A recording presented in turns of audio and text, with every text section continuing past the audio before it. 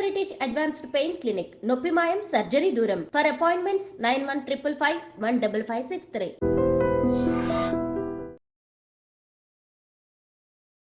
నమస్తే, health talks with Vijitha కార్యక్రమానికి స్వాగతం. ప్రస్తుతం మనతో పాటు ఉన్నారు gastro hepatologist doctor Kavya Dendukuri. ఇప్పుడు వారితో మాట్లాడి మరిన్ని విషయాలు తెలుసుకుందాం.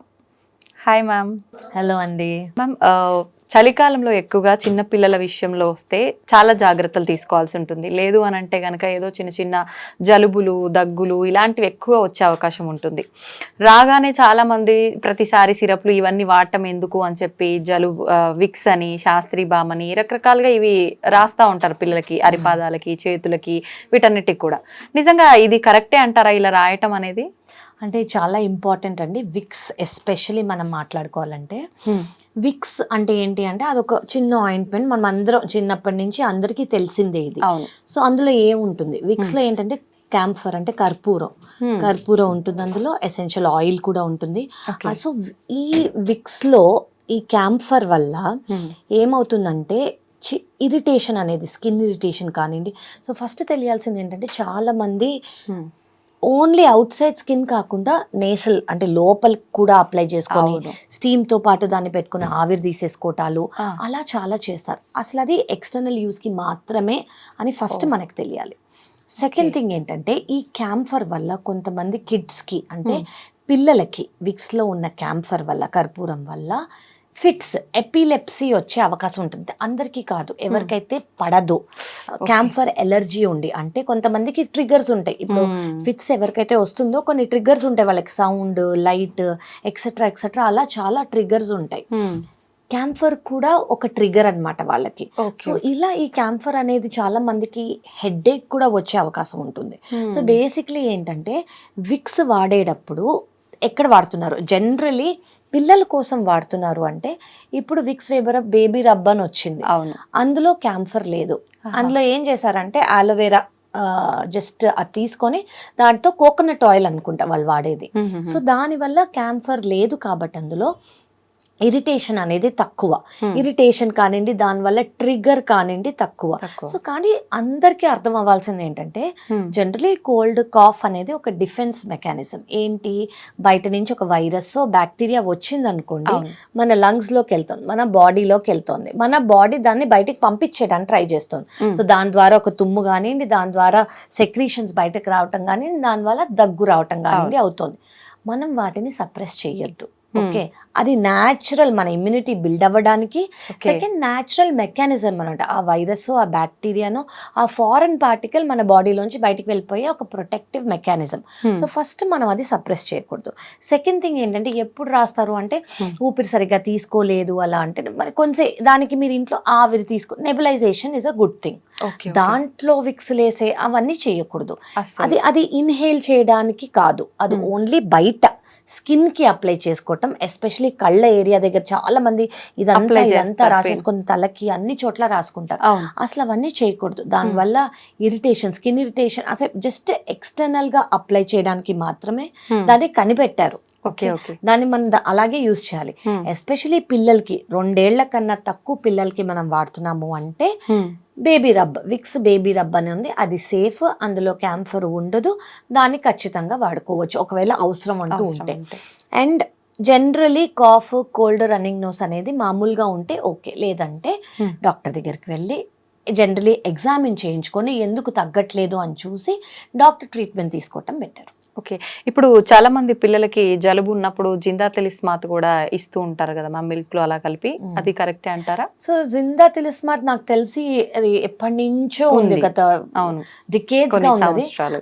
సో అందులో నాకు తెలిసి ఈ లవంగాలు, జింజర్, గార్లిక్ ఇవన్నీ మనము చాలా మంది కంకాక్షన్ లా చేసుకుంటారు. ఇప్పుడు ఎవరికైనా గొంతు బాగాలేదనుకోండి, అది ఇంట్లో చేసుకోవటం బెటర్. బయట ఉన్న వాటిల్లో కన్నా మనం ఇంట్లోనే లవంగాలు, లేకపోతే జింజరు, లేకపోతే లెమనో ఇవన్నీ వేసుకొని ఇంట్లో డికాషన్ లాంటివి చేసుకుని ఓకే. కానీ నన్ను అడిగితే జిందా తిలిస్మాత్ అలోపతిక్ మెడికేషన్ కాదు, అది యునానీ మెడికేషన్. సో కానీ అందులో ఓన్లీ న్యాచురల్ ఇంగ్రీడియంట్స్ ఉన్నాయి, అవి సేఫ్ అని అయితే అన్నారు. నాకు పర్సనల్ ఎక్స్పీరియన్స్ లేదు, దాని గురించి స్టడీస్ నాకు తెలీదు.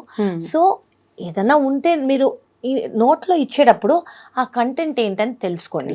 ఇప్పుడు మేము ఇచ్చే అలోపతిక్ మెడికేషన్స్ అనుకోండి, కొన్ని సంవత్సరాలుగా దాని గురించి స్టడీ చేసి ర్యాండమైజ్ కంట్రోల్ ట్రయల్స్ అని మేము చేసి 1000 మంది మీద అది అయ్యాక స్టడీస్ చేసి ఓకే అంటేనే మనం ఒకరికి ప్రిస్క్రైబ్ చేస్తాం. ఆ టాబ్లెట్ వల్ల పాజిటివ్ ఏంటి, ఆ టాబ్లెట్ వల్ల నెగిటివ్ ఏంటి, ఇది ఎవరికి ఇవ్వచ్చు ఎవరికి ఇవ్వకూడదు అనేది మనం చేసే స్టడీ. సో దాని తర్వాత మేము ఏదైనా టాబ్లెట్ ఇస్తాం. సో అలా వీటి మీద ఉన్నాయా లేదా అనేది నాకు తెలీదు. సో నేను జిందాతిలిస్మాత్ మీద నేను కమెంట్ చేయలేను. మీరు ఏమన్నా జిందాతిలిస్మాత్ లా తీసుకోవాలి అనుకుంటే ఇంట్లో చేసుకోవచ్చు. లవంగాలతో, జింజర్తో, లెమన్తో ఇవి మనమే ఒక డికాషన్ లాగా చేసుకొని గొంతుకి కొంచెం ఇదిగా ఉంటుంది కాబట్టి తీసుకోవచ్చు. అయితే ఇప్పుడు మీరు అన్నారు ఆవిరి పట్టేటప్పుడు చాలా మంది ఇవన్నీ వేసుకొని ఆవిరి పడుతుంటారు. వాటితో పాటు కొంతమంది పసుపు కూడా యాడ్ చేస్తారు. నిజంగా ఆవిరి పట్టాల్సి వస్తే మరి ఇప్పుడు ఈ బామ్స్ ఇవన్నీ స్కిప్ చేయాలి అంటే వాటి ప్లేస్ లో ఏం వాడాలంటారు? మామూలు నీళ్ళండి, only water. Just water is మనం ఏం చేస్తున్నాము, ఒక ఎయిర్వే అనేది బ్లాక్ అయి ఉంది కాబట్టి సెక్రీషన్స్ వల్ల, మ్యూకస్ సెక్రీషన్ వల్ల ఆ ఎయిర్వేని కొంచెం పీలిస్తే వాళ్ళకి ఊపిరి సరిగ్గా తీసుకోవటం అవుతుంది. దానికి నీళ్లు చాలు, ఆవిరి చాలు. దానికి ఆవిరి అనేది చాలు. ఒకవేళ దానికన్నా ఎక్కువ అవసరం పడిందంటే సెలైన్ నెబులైజేషన్స్ అని ఉంటాయి అనమాట. చిన్నవి ఇంత దొరుకుతాయి, డాక్టర్ సజెస్ట్ చేస్తారు. సో నెబులైజర్ లో సెలైన్ వేసేయటం.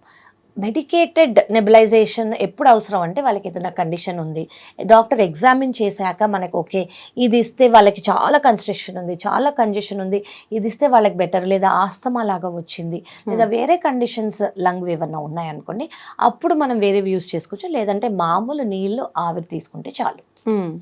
అయితే ఇప్పుడు చాలా మంది ఫుడ్ విషయంలో కూడా ఎక్కువగా కోల్డ్ తరచుగా వస్తుండే వాళ్ళు, నేను ఈ పులుపు వస్తువులు తినను, నేను ఇది తినను, నాకు తింటే కోల్డ్ అవుతుంది అని చెప్పి చాలా రకాల ఆహార పదార్థాలు స్కిప్ చేస్తూ ఉంటారు. నిజంగా ఆహారానికి కోల్డ్కి సంబంధం ఉందా? ఒకవేళ ఉన్నా కూడా అవి స్కిప్ చేయాలంటారా?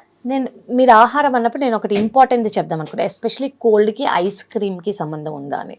సో కోల్డ్ ఉన్నప్పుడు ఐస్ క్రీమ్ తినొద్దు అని అంటారు. ఓకే, ఫస్ట్ దానికి తెలిసాలి. ముందు షిగెల్లా అని ఒకటి వచ్చేది, ఎస్పెషలీ మనకి బండి మీద పుల్ ఐస్ క్రీమ్ అలాంటివి తినేవాళ్ళు. ఇప్పుడున్న వెరైటీ ఆఫ్ ఐస్ క్రీమ్స్ అప్పుడు లేవు.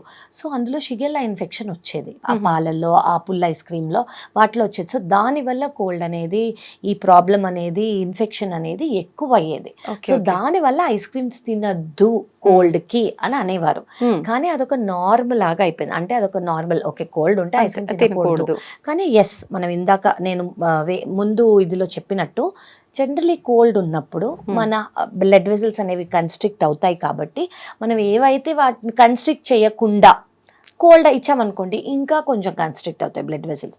సో కొంచెం కన్స్ట్రిక్ట్ కాకుండా కొంచెం వామ్గా తీసుకున్నాం అనుకోండి, బ్లడ్ వెజల్స్ కూడా కొంచెం డైలేట్ అయ్యి హార్ట్ మీద వర్క్ కానివ్వండి, లంగ్స్ మీద వర్క్ కానివ్వండి కొంచెం తగ్గుతుంది. సో ఐస్ క్రీమ్ అనేది ముందు రోజుల్లో, సో ఇప్పుడు జనరల్గా కోల్డ్ పదార్థాలు అవాయిడ్ చేయటం కానివ్వండి, అది ఎందుకు ఉన్న బ్లడ్ వెజల్స్ ఇంకా కన్స్ట్రిక్ట్ అవ్వకుండా, ఇంకా కంజెషన్ అనేది ఎక్కువ అవ్వకుండా. అయితే ఇప్పుడు ఈ జలుబు, దగ్గు ఇలాంటివన్నీ మనకు వైరస్ల ద్వారానే వ్యాపిస్తుంటాయి కాబట్టి ఒకరి నుంచి ఒకరికి వచ్చే అవకాశం చాలా ఎక్కువగా ఉంటుందని అంటుంటారు. అయితే ఇప్పుడు మనకు ఆల్రెడీ ఒక వైరస్ గురించి మనం వింటూ ఉన్నాము, ఇంతకు ముందు ఒక వైరస్ గురించి చాలా ఇబ్బంది పడ్డాము, దాని నుంచి తప్పించుకున్నామని అనాలి. ఇప్పుడు మళ్ళీ ఇంకొక వైరస్ వచ్చింది, దాని వల్ల కూడా అంతే ప్రమాదం ఉంది అని కొంతమంది, లేదు అని కొంతమంది. అసలు ఏంటి మేడం, ఈ వైరస్ వల్ల నిజంగా ఇబ్బంది ఉందా? రాకుండా ఉండాలి అని అంటే ఎటువంటి జాగ్రత్తలు తీసుకోవాలి? సో ఇప్పుడు మీరు అనేది హెచ్ఎంపీ వైరస్ గురించి. ఈ హెచ్ఎంపీ వైరస్ అనేది 2001లో, అంటే ఈ 2025 24 ఏళ్ల క్రితం దాన్ని కనిపెట్టారు. ఓకే, అది నెదర్లాండ్స్లో. కానీ అది డిస్కవరీ అప్పుడు అయింది, దానికన్నా ముందే దాని గురించి అందరికీ తెలుసు, అది ఎగ్జిస్టెన్స్లో ఉండింది.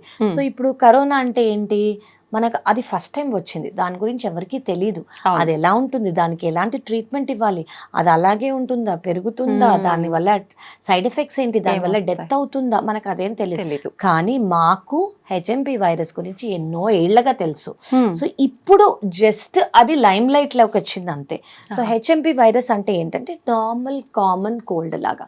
ఇప్పుడు కామన్ కోల్డ్ కాఫ్ వచ్చిందంటే మీరు వ్యాక్సిన్ తీసుకుంటారా, మీరు భయపడతారా? ఇంట్లో పిల్లలకి అందరికీ వస్తూ ఉంటుంది, పెద్దవాళ్ళకి వస్తూ ఉంటుంది, మీరు దానికి భయపడదు, ఇది అంతే. సో జనరలీ కామన్ కోల్డ్ ఉన్నప్పుడు ఏమవుతుంది, 1 వీక్ కన్నా జ్వరం వచ్చింది, కామన్ కోల్డ్ వచ్చింది, కాఫ్ వచ్చింది అంటే ఫీవర్ అనేది 1 వీక్ కన్నా ఎక్కువ ఉంటే మేము ఎప్పటి నుంచో ఒక వైరల్ ప్యానెల్ అనేది చేస్తాం, అంటే టెస్ట్లు చేస్తాం. అందులో ఇన్ఫ్లుయెన్జా ఉంటుంది, హెచ్ఎంపీ వైరస్ ఉంటుంది, కాక్సాకీ వైరస్ అని ఉంటుంది, రెస్పిరేటరీ సిన్సిషియల్ వైరస్ అని ఉంటుంది, ఇట్లా ఎడినో వైరస్ అని ఉంటుంది. ఇది ఎప్పటి నుంచో మేము చేస్తున్నది, ఈ రోజు కొత్తగా చేసేది కాదు ఇది.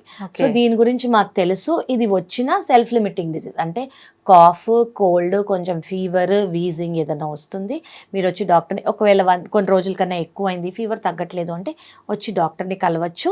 అండ్ డాక్టర్ ఒకవేళ అవసరం ఉంటే మేము యాంటీవైరల్స్ ఇస్తాము, లేదంటే దానంతట అదే తగ్గిపోతుంది. అందరూ అంటున్నట్టు ఇది భయంకరం కాదు, దీనివల్ల డెత్ రేట్స్ ఇంక్రీజ్ అయిపోవటము ఇలా కాదు, ఎప్పటి నుంచో ఉంది. ఇది కామన్ కోల్డ్ లాగానే. కామన్ కోల్డ్కి మనం ఎలా భయపడమో, ఓకే వచ్చింది మనం ఉంటాము. మనం చేయాల్సింది ఏంటంటే ఎవరి దగ్గరైనా దగ్గుతున్నప్పుడు, ఇప్పుడు ఎవరికన్నా కాఫ్, కోల్డ్, వైరల్ ఇన్ఫెక్షన్ ఉందనుకోండి, మొహం మీద దగ్గకుండా కొంచెం సైడ్కి వెళ్ళి చెయ్యి అడ్డం పెట్టుకుని, బెస్ట్ ఆప్షన్ ఏంటంటే మాస్క్ పెట్టుకోవటం. అండ్ హ్యాండ్స్, ఎందుకంటే మన hands are in constant contact with us కాబట్టి స్టెరిలియం యూజ్ చేసుకోవటం, ఎప్పుడు హైజీన్ మెయింటైన్ చేసుకోవటం. ఎవరికన్నా మన ఆఫీస్ వర్క్ స్పేస్లో కానివ్వండి, పిల్లలు ఎస్పెషలీ పిల్లలకి అవుతుంది కాబట్టి స్కూల్కి పంపించకుండా, డే కేర్కి పంపించకుండా వాళ్ళని ఇంట్లో ఉంచితే ఒకరి నుంచి ఒకరికి స్ప్రెడ్ అవ్వదు. అయితే మ్యామ్, బేబీ పుట్టినప్పటి నుంచే మనకు కొన్ని మంత్స్ కానీ కొన్ని సంవత్సరాల కానీ రకరకాల మనకు వ్యాక్సిన్స్ అనేది ఇస్తూ ఉంటారు.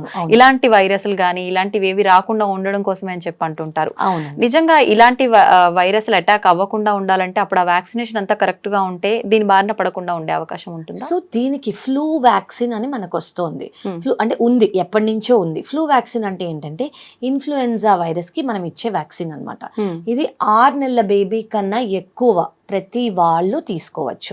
ఇందులో 2 టైప్ వేరియంట్ అని ఉంది, 3 టైప్ వేరియంట్ అని ఉంది, ఎగ్ లేని వేరియంట్ అని ఉంది. ఎగ్ అంటే కొంతమందికి ఎగ్ ఎలర్జీస్ ఉంటాయి, సో ఎగ్ లేని వేరియంట్ ఉంది, అలా చాలా ఉన్నాయి. సో జనరలీ ఇయర్లీ వన్స్ ఇది చేంజ్ అవుతుంటుంది, ఎందుకంటే వైరస్ మ్యూటేషన్స్ అవుతాయి, వైరస్ చేంజ్ అవుతుంది కాబట్టి ఇయర్లీ వన్స్ ఈ వైరస్ ఎవరైనా 6 నెలల కన్నా ఎక్కువ ఉన్న బేబీస్ నుంచి, అడల్ట్స్ నుంచి, అడాలసెంట్, ఎల్డర్లీ ఎవరైనా ఈ వ్యాక్సిన్ తీసుకోవచ్చు. ఫస్ట్ థింగ్, ఎవరు ఎక్కువ రిస్క్ ఉన్నారు అంటే హెల్త్ కేర్ వర్కర్స్, వాళ్ళంటి వాళ్ళు. ఇప్పుడు డాక్టర్స్ అనుకోండి, పేషెంట్స్తో ఎక్స్పోజర్ మాకు ఎక్కువ ఉంటుంది, వాళ్ళకి కాఫ్, కోల్డ్, వైరస్ ఉండే అవకాశం ఎక్కువ కాబట్టి మేము తీసుకోవాలి. Second, pregnant women. థర్డ్, ఇమ్యూనోసప్రెస్డ్ అంటే ఎవరికైతే ఇమ్యూనిటీ అనేది తక్కువ ఉంటుందో, అది షుగర్ వల్ల కానివ్వండి, క్యాన్సర్ వల్ల కానివ్వండి, ఇమ్యూనిటీ సప్రెస్ చేసే మెడికేషన్స్ తీసుకుంటున్నారు అనుకోండి, వీళ్ళందరూ ఈ వ్యాక్సిన్ అనేది ఖచ్చితంగా తీసుకోవాలి. సో ఈ వ్యాక్సిన్ మనకి ఎప్పటి నుంచో ఉంది, 6 నెలల కన్నా ఎక్కువ ఎవరైనా తీసుకోవచ్చు, ఖచ్చితంగా ఇయర్లీ తీసుకోవాలి. మీరు కూడా తీసుకోండి. ఓకే, తప్పకుండా ma'am. Thank you ma'am, thank you very much. Thank you so much.